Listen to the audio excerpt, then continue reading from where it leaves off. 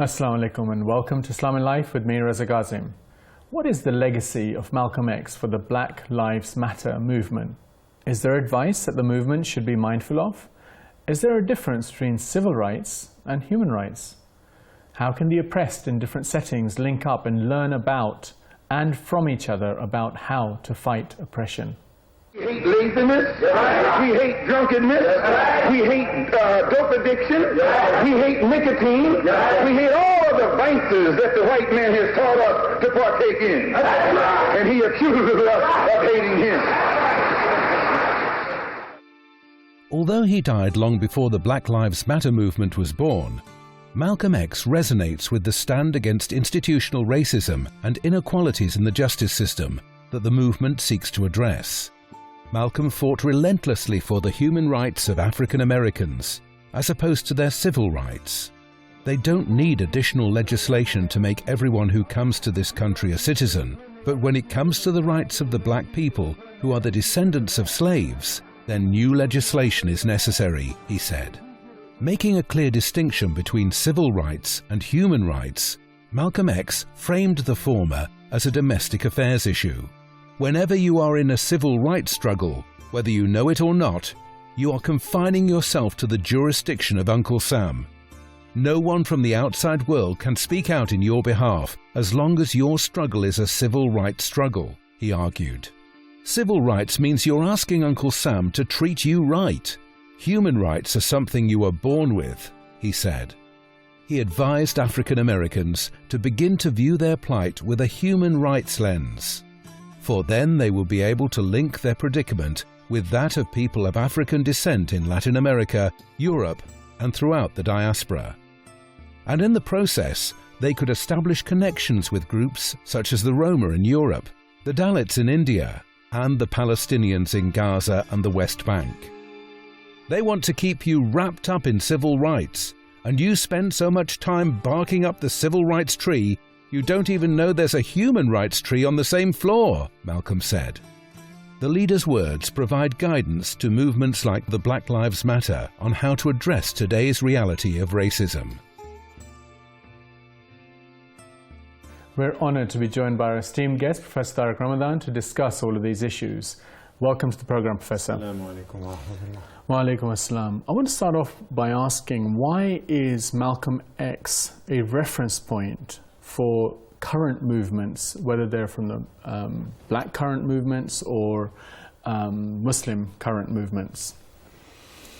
I think that if we look at his life and the evolution of even his thought during his life, he's a reference for many reasons. By the way, we should not underestimate, of course, the influence and the importance of Dr. King in the way he was dealing with the issue, and it was quite different. And very often we have a superficial understanding of both personalities, saying one was for conciliation and peace and the other was revolutionary. At the end of his life, Dr. King was coming very close to Malcolm X. Conclusions about the fact that we have to struggle is going to be a fight, it's going to be a very, very strong resistance. If you look at his life, first, of course, from an Islamic perspective, he was an African-American Muslim, and he came through the struggle with the Nation of Islam. And the Nation of Islam was a racist organization saying, you know, blackness is the ideal and everything else is wrong, and the leaders of the world should be black people. So he's coming from there, but what was very important is that even though he was wrong in principle terms, in Islamic terms, that, you know, we don't differentiate between black and white, we differentiate between right and wrong, there is something that he had to study, and he studied when he was in the Nation of Islam, is the structural races that you have within the American society. So he came with the memory.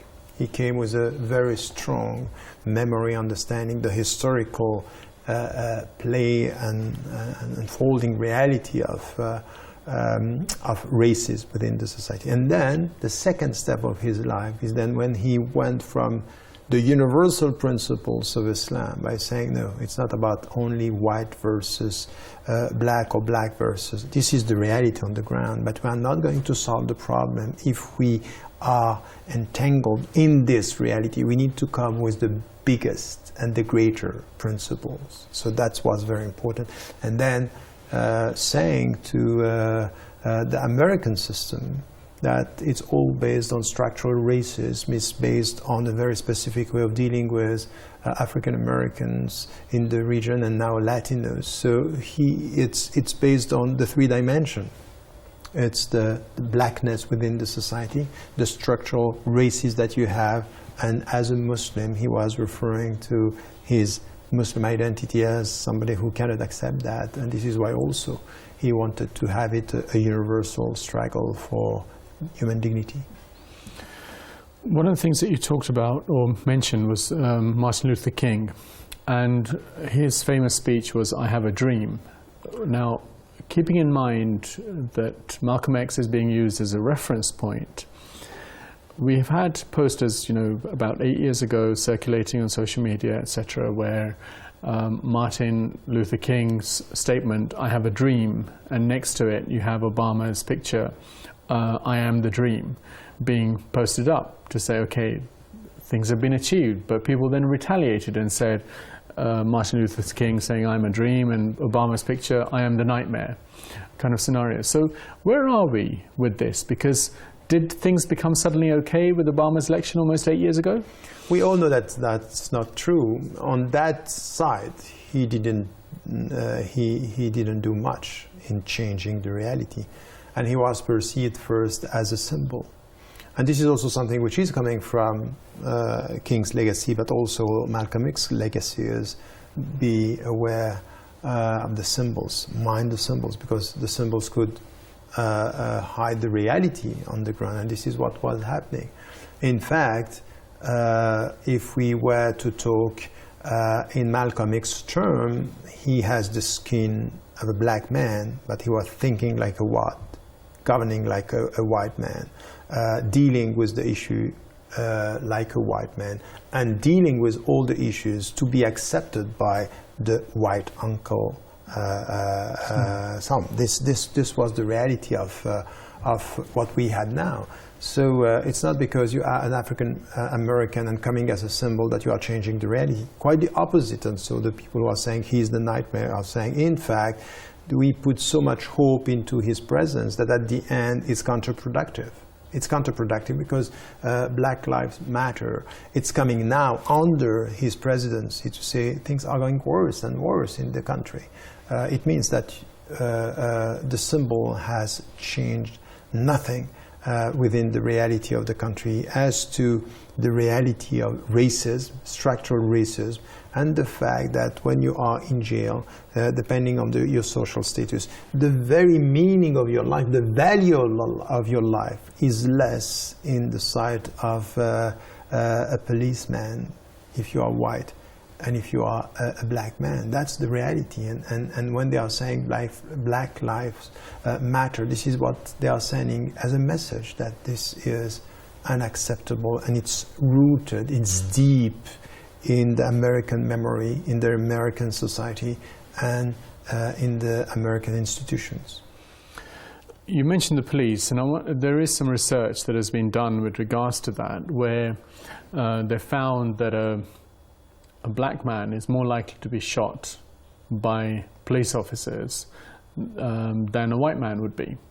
Now, what was interesting, that whether the police officer was black or white, always the black man was more likely to be shot by the police officer.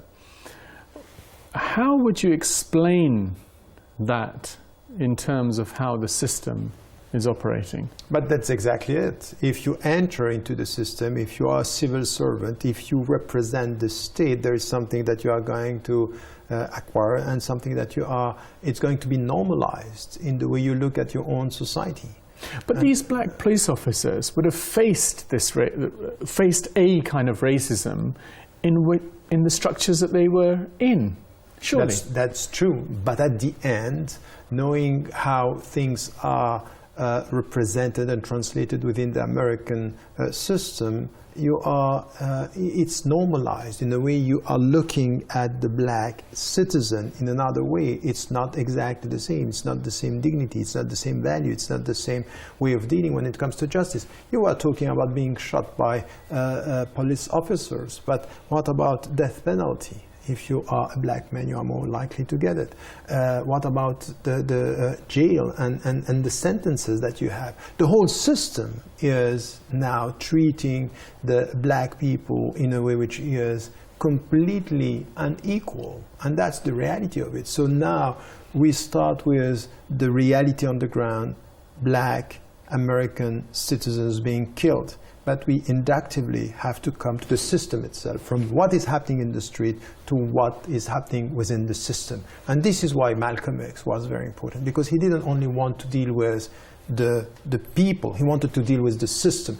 He didn't only want to deal with the system, he was saying the system, we are not going to challenge the system only from within the system. It's an international struggle. At the end, what is happening as to our relationship between the United States of America and African countries, it's exactly what is happening within the society between white people and black people. And in this, he's right. That's the reality, the logic of it. And we are wrong if we narrow the discussion into whiteness, blackness in the United States of America. Malcolm X's message was an international one. He became and started to be dangerous when he came back and said, we have to deal with African countries. I have to go to Ghana. I have to go to all these countries. It's an international struggle. And what is happening here has to do with what is happening in Palestine. And if you look at Black Lives Matter, they have exactly the sense. They are understanding that it's connected, it's not isolated, because at the end it's the same logic. It's that the same people who are thinking about their whiteness as a privilege, coming from the economic side, the racial side, as well as the social side, and the cultural one, are connecting the whole thing and promoting discriminations towards the people the same way. And this is why we are talking about black people. We can speak about Latinos now. They are facing exactly the same. And what is common between Latinos and black people? The southern reality of economic and imperialist exploitation. So we need to get this big picture. Lots of interesting points. We do like to keep the show as interactive as possible and really value your opinion. Here is what you sent us this week.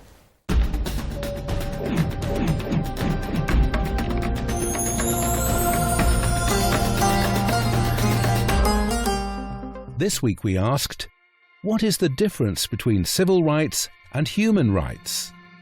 Kate from UK said, human rights are a prerequisite to civil rights. This is because each one of us is born with human rights, but civil rights are what society accords you. Hamisi from Tanzania said, civil rights are not uniform. They depend on the country in which you seek them and the society in which you live. But human rights are universal and ensure all human beings are treated the same way at the basic level. And Claire from Denmark said, to be honest, I don't know the difference. I think they both seek to ensure equality and justice, but are called by different names, depending on the context of politics around them. That's all the comments we have for this week. If you'd like to have your views featured in the show, be sure to follow us on Facebook or join us on Twitter.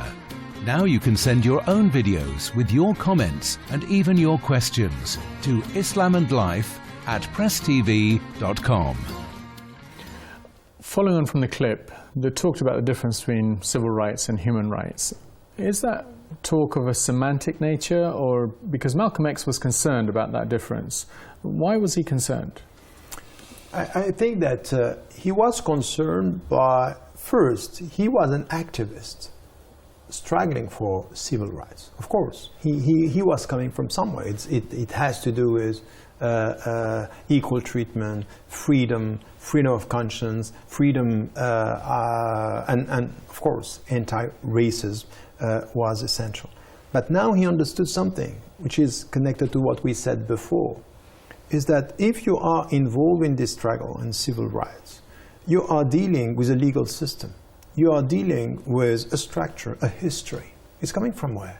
Who produced that? So you have to ask the origins.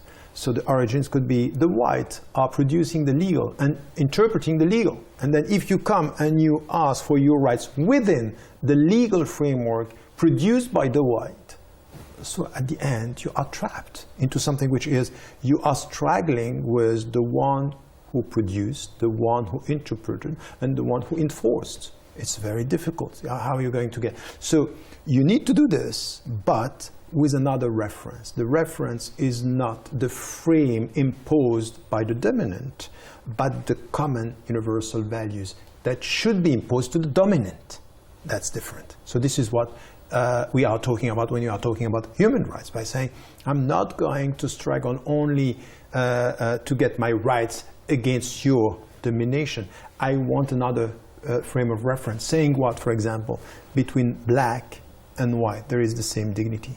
Between white and black and Latinos and whoever, there is the same requirement for justice and freedom. So these are upstream reference. It's like constitution for the legal or beyond the legal framework. And I think in this is what this is why it's very important. This is where you can say, you know what, my struggle is not only in the United States of America.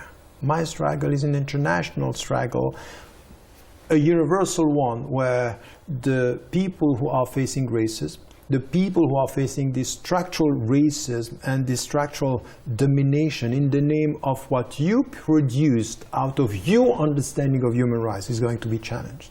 So I'm not only challenging the legal framework, I'm challenging your own intellectual production of it, because you are keeping your power and your interest in this process of translating. That's very powerful, that's very important. But it doesn't mean that, once again, it's mutually exclusive. We need both. But we need to be involved in civil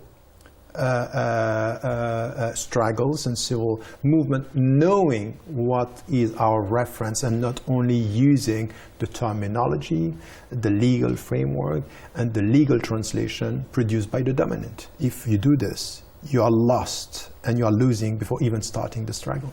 You talk about challenging that knowledge production or that intellectual production, the legal production and so on. But how can you do that?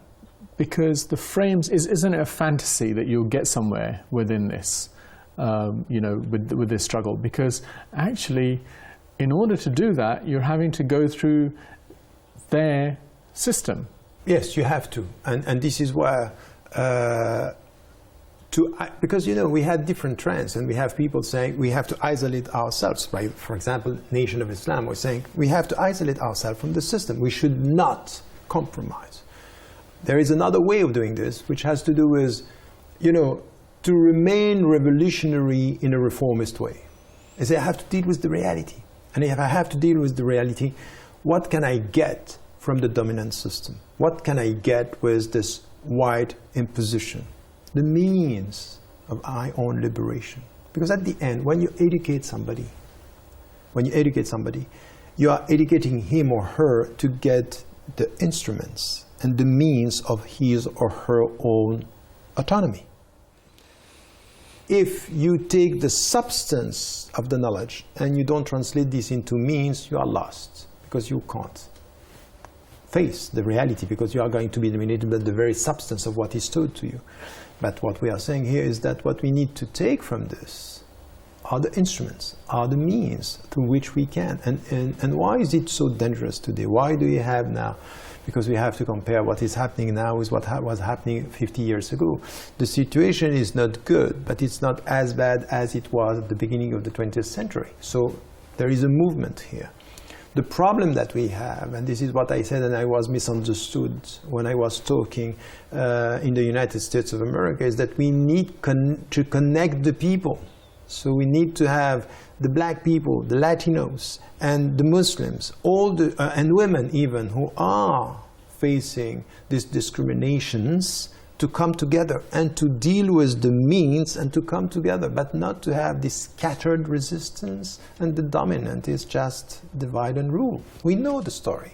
And very often we see Muslims not being involved with Black Lives Matter and saying, that's not our business, we should not be involved in this, it's too harsh, they are too radical. And some other in the Black movement saying, oh, Muslims, we don't know if we can trust them. When it comes to women, we don't know how far we can go about this. Latinos, they are not very much involved. And this is the divisions that we have. So the very essence of the system, which is dividing and controlling, we are reproducing it in a way which is completely counterproductive. So this is where I think that the intuition that he had 2 years before being killed, Malcolm X, was connecting, creating alliances between the people, to go with the African, to try to find the white people who have this sense of the liberation and working against racism. This, I think, it's very needed today, and we are unfortunately very far from. We are driven by symbols and sometimes completely lost with the symbols, or we are having a very narrow understanding of what the struggle is all about, and it's difficult to achieve anything. One of the problems that you pointed out was that, well, the differences between the groups who are being oppressed having issues with other groups, so that horizontal kind of exactly. issues that exist. But there are also some practical things that people are so focused on trying to make sure that their point, the issues that they're raising, are going to get a hearing, that it's so difficult to even try and do that, that to try and go into another group's territory, if you like, it's just a step too far. It just becomes too difficult in terms of the small resources that you have within your own communities to resist against a power structure that's just so overpowering. It's true. It's not easy. It's easier to go for your struggle, a very narrow way of looking at it, and then you struggle and you will get what you can get. Yet what we are talking about, and if we have to think about the legacy, but also to learn from history, is how are you going to do this? And there are levels in your struggle, levels and dimensions and areas. The starting point of the discourse should be based on this, is talking about the structure, understanding the structure that is based on, for example, in our history, colonialism, imperialism, racism, structural racism, domination. This has to come together. We have to come together, at least to get the big picture. Now, when it comes to your resources in a very specific area, when it comes to Black lives, or when it comes to Muslims or Islamophobia today, this type of racism, when it comes to anti-Semitism, or when it comes to discrimination towards women, and when it comes to racism against Latinos, of course you might have your specific fields and priorities, but at least let us come with the same discourse, to come with and to help the people not to be driven by illusions and very nice discourse by saying, you know what, at the end of the day, Clinton loves the black people and you're happy. I think that's so sad. That's the end of the story if we start like this. Very briefly, to what extent can civil disobedience be a tool? Is it relevant even today? Of course, it's always relevant, and I think we need to come back to something which is very deep in our tradition and in the tradition of our societies, but it's very deep even in the Islamic tradition, which is the very close and the very understanding of conscientious objection, that I cannot do this. It was so important. The people were celebrating Muhammad Ali because he said, no, I'm not going to go to war. And this has to be done at the social level. Yes, that I can say, no, I'm not going to obey, I'm going to resist in the name of the human dignity, human rights, before only committing to the civil duties. So I have to sometimes decide that there are things that are more important and to pay the price. So this is why all we are talking about at the end, what is the legacy? He had the courage to go as far as to accept to be killed for the sake of his struggle. That's also a teaching that many are forgetting, and this is exactly the same with Dr. King and Malcolm X. So sacrifice and courage are important. Lots of interesting points being made there at the end. Mainstream media plays down the loss of black lives while playing up the importance of white lives. The election of Obama was a dream, not for the rights of black people, but a dream for the white establishment who can now continue the propaganda of the American dream. The concept of the white man's dream being the black man's nightmare is nothing new within the Euro-American history. What we learn is that the struggle is never over. That's all the time we have for today. I would like to thank Professor Tariq Ramadan for joining us, and I thank you all for watching. Until next time, goodbye.